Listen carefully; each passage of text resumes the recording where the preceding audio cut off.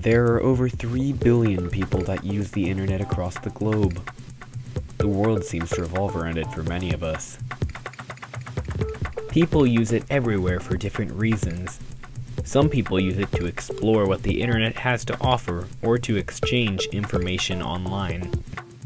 But there is more to the internet and its past than one would think.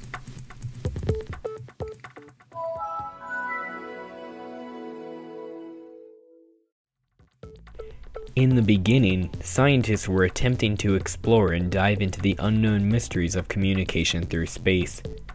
The underlying questions became prominent. In what ways have people explored the possibilities of the internet? In what ways have people encountered problems with the internet? And finally, in what ways have people exchanged information over the internet? How much of an impact did the exploration, encounter, and exchange of the internet actually have on society in the past and in the present? On October 4th, 1957, Sputnik, the first man-made satellite, was sent into orbit by the Soviet Union. Sputnik, although it did not do very much, was an alarm to America because it was going to win the Cold War for Russia. This caused Americans to take action.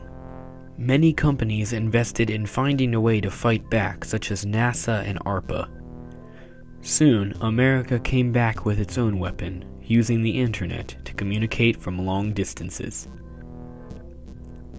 Scientists and military experts were concerned about what a missile could do to the wires that made long-distance communication possible. So in 1962, J.C.R. Licklider suggested that using a galactic network of computers could solve the issue. This would enable leaders to still communicate even if the Soviets destroyed the telephone system. He was also the founding director of the military office that funded ARPANET. However, the birth of ARPANET, one of the world's first communication systems, came from scientists who devoted their time to create packet switching, which is the process of how computers exchange information with one another. The theory of packet switching was created by Leonard Kleinrock. In an interview with him, he said, "My idea was to design a network in which the communication resources could be shared among many data connections simultaneously. My theory created a mathematical model of such a network, analyzed it, optimized it, and then identified the underlying principles as to why it gave such great efficiencies." 4 years later, in 1969, the first ever message was sent through ARPANET.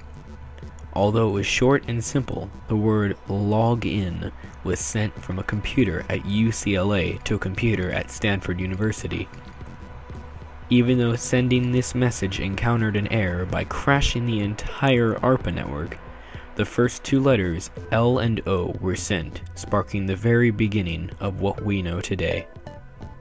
The man in charge of this operation was once again Professor Leonard Kleinrock from UCLA. In 3420 Boulter Hall, the system crashed on October 29, 1969 at 10:30 p.m. This is the room where the interface message processor that sent the letters L and O is located today, along with other early computing inventions. Leonard Kleinrock stated, "However, on that night, no one thought much of it.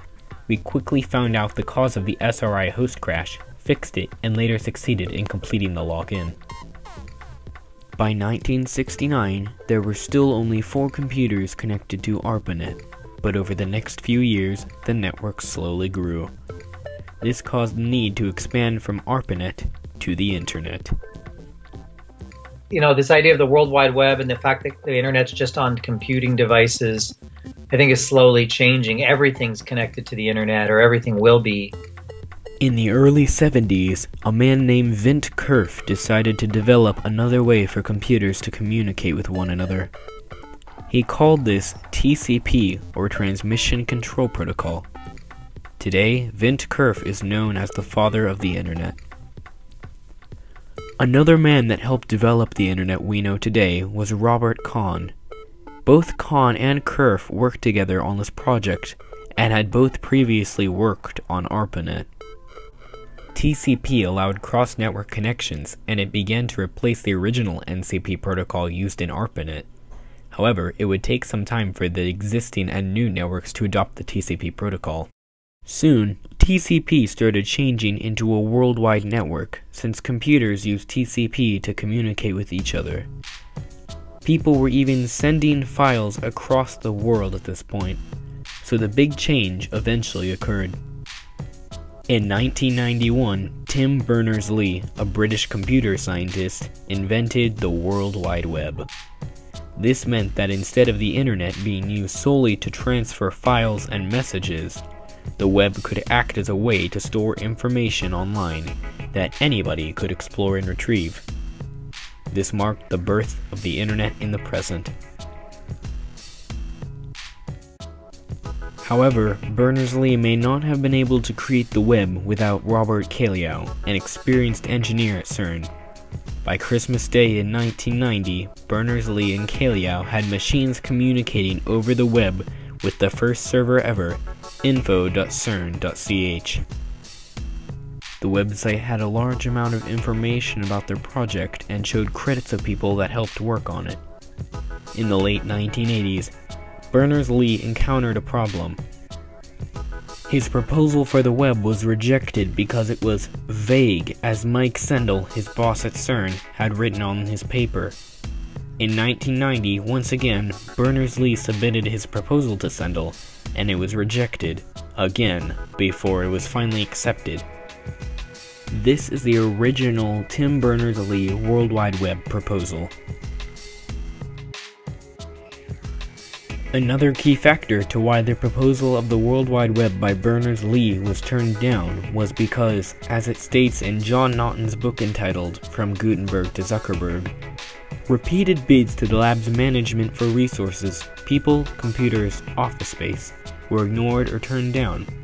Although this may seem crazy in retrospect, in fact, it was perfectly understandable. CERN's business was particle physics, not computer science. It was a hugely expensive facility, and the national governments who funded it may not have taken kindly to the idea that some of their money was being used to support some wacky computing project.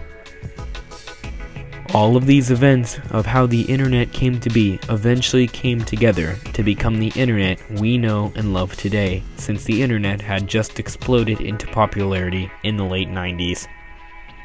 In 1992, the amount of internet hosts grew to more than 50. In 2001, it grew beyond 25 million. And by 2007, the amount of hosts had surpassed 500 million. As of today in 2016, there are over 2.3 billion internet hosts. Nevertheless, the internet cannot be explored without a web browser. So in 1992, a group of students from the University of Illinois developed a high-quality browser called Mosaic, which later became known as Netscape. Mosaic was a friendly and easy-to-navigate web browser.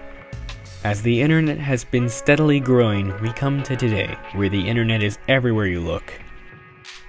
The internet's role in the future is still being speculated. You know, the first thing would be what they call the Internet of Things, where physical objects are part of the internet as well. So you'll have sensors in everything, and so you'll be able to, everything will be able to communicate with everything, and it'll all be using internet protocols. A few things Leonard Kleinrock has to say about the ways the internet has shaped the present are: it increased the reach of an individual, it increased the number of people you can interact with, it increased the speed of interaction, it reduced the barrier of distance, and it reduced the cost of communicating. He also says it has democratized access and voice for humanity. The internet, from past to the present and to the future, is amazing. It has changed many lives and connected people together for decades and will continue to do so. The creation of the internet was an exploration all on its own. Although people had encountered many problems along the way, the exchange of information today has been a huge success. Through all of its supporters and people who have invested their time into creating it, it has changed our world in an unbelievable way.